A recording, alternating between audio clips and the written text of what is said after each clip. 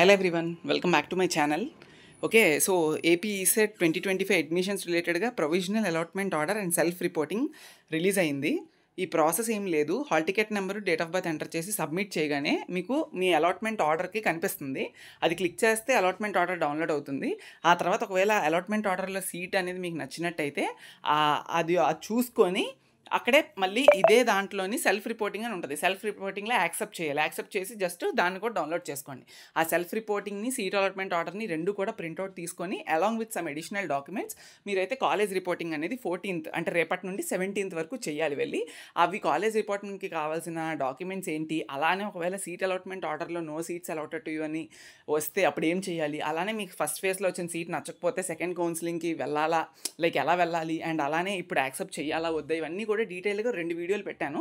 2 డిస్క్రిప్షన్లో and comment సెక్షన్లో pin comment కుండా పెడతాను, మీరు జాగ్రత్తగా చెక్ చేసుకోండి. Okay, that's it. Have a nice day.